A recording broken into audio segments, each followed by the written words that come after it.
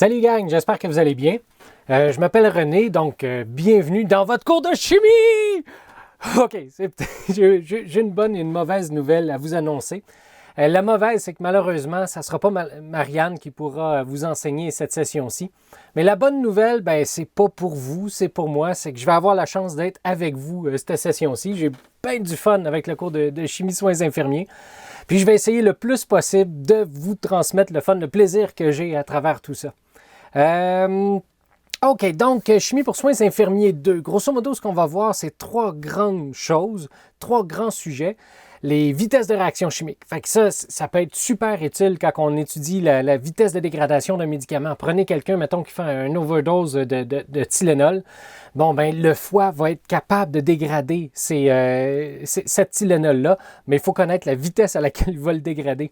Parce que malheureusement, ces métabolites que génère le foie quand il dégrade les Tylenol, c'est hyper toxique, puis la personne peut en mourir. Fait qu'il faut connaître la vitesse à laquelle ces médicaments-là vont se dégrader. Ah non, prenez un meilleur exemple que ça. Prenez quelqu'un qui veut prendre n'importe quel médicament, on veut qu'il y ait une dose efficace dans le sang. Plus souvent qu'autrement, le foie va dégrader ce médicament-là, les reins vont évacuer ce médicament-là, puis le médicament va descendre comme ça, dans la concentration dans le sang. Mais il faut qu'il reste au-dessus de la concentration efficace dans le sang, puis en dessous de la dose dangereuse qui rendrait malade. Fait qu'il faut connaître la vitesse à laquelle on dégrade les médicaments dans notre sang, parce que sans ça, on ne saurait pas quand est-ce donner les pilules, finalement. Est-ce qu'il faut les donner à tous les 3 heures, à tous les 8 heures? En tout cas, moi, c'est une des particularités les plus intéressantes que je trouve dans les vitesses de réaction. Malheureusement, le cours de chimie pour soins est assez de base. Là, on va voir les vitesses de base avec des molécules fort simples. On n'ira pas dans des molécules hyper compliquées comme celles des médicaments. Mais Colin, j'ai toujours ça en tête. Moi, je suis biochimiste de formation. J'ai continué après ça en immunologie. Puis mes vitesses de réaction, quand même que c'était au début drave, là, un peu plate, avec des molécules assez simples, pas super utiles. Mais Colin, ça a toujours une utilité dans le corps humain. Après ça, la deuxième partie du cours, ça va être sur les équilibres de réaction chimique. Puis ça, c'est dans le corps humain, il y en a tout partout. T'sais, quand je mange tout plein de bonbons à l'Halloween, j'ai énormément de sucre qui se ramasse dans mon sang. Puis je transforme après ça, ce sucre-là, en gras. Puis là, après ça, quand j'ai plus assez de sucre dans mon sang, ce gras-là est retransformé en sucre, puis il y a un équilibre qui se fait. Fait qu'il y a un équilibre au niveau des protéines, il y a un équilibre au niveau des sucres, de tous les aliments que je mange, mais aussi un équilibre au niveau de mes hormones, il y a un équilibre au niveau de tous mes métabolites. C'est fou comme il y a juste des équilibres dans le corps humain, puis ce sont ces équilibres-là qui forment l'homéostasie dans le corps humain. Fait que vous avez vu l'homéostasie en biologie. C'est tout plein de systèmes qui sont à l'équilibre. Ça n'a rien de magique. C'est basé ça sur la vitesse des réactions. Imaginez 2 réactions. Il y en a une qui s'en va par là, une qui s'en va par là. Mettons des sucres qui se transforment en gras, des gras qui se transforment en sucre. Si cette vitesse-là est plus vite que celle-là, il va y avoir un débalancement jusqu'à temps qu'il y aurait tellement peu de sucre dans le sang que la réaction est rendue vraiment plus vite. Puis il y a tellement de gras que là, ce gras-là, lui, se transforme plus rapidement en sucre jusqu'à temps qu'il y ait un équilibre. Puis là, ça va se stabiliser comme ça. D'où l'importance de voir les vitesses de réaction chimique en premier. Fait qu'on va plancher sur les vitesses de réaction chimique dans la première partie du cours.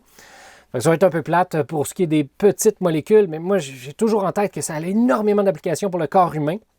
C'est juste, ça serait vraiment compliqué, mais Colin, il faudrait juste sortir des plus gros chiffres sa calculatrice, plus de Lewis, puis faire des molécules un peu plus complexes, mais on va s'en tenir à des molécules simples. Donc, on va voir les vitesses de réaction, ensuite, on va voir les équilibres des réactions, puis on va les voir d'une façon d'abord qualitative.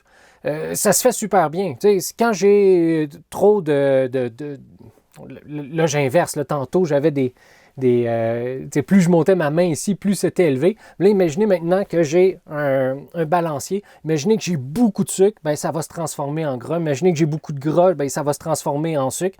Puis on peut voir tous les équilibres de réaction d'une façon qualitative comme ça. Puis ça permet après ça de catcher rapidement de quel côté va aller l'équilibre, l'homéostasie.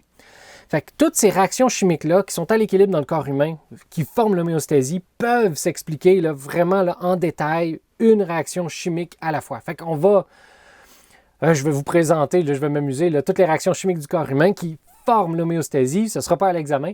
Mais après ça, on va plonger en détail dans une réaction. Comment on fait pour évaluer grosso modo si on chauffe, par exemple la personne fait de la fièvre, si on augmente la concentration, elle vient de prendre une pilule ou vient de manger, ou la concentration diminue, le foie dégrade le médicament ou les reins l'évacuent dans dans l'urine. Heureusement que c'est pas moi qui donne vos cours de bio, je passerais mon temps à rire. Juste urine. Le pire, c'est pénicilline. Ça, j'ai de la misère à le dire sans rire. Anyway, vous allez apprendre à me connaître. Je suis désolé pour vous. C'est ça la première mauvaise nouvelle. Donc, première étape, on va voir ensemble les vitesses de réaction chimique. Deuxième étape, on va voir les équilibres des réactions chimiques. La troisième étape, on va encore les équilibres de réactions chimiques, mais cette fois-ci d'une façon quantitative. Parce qu'il y a moyen de calculer la concentration finale qu'on va avoir une fois que l'équilibre va être atteint. Encore une fois, ça a énormément d'applications en biologie, particulièrement en pharmaceutique, la pharmacocinétique, la pharmacodynamique.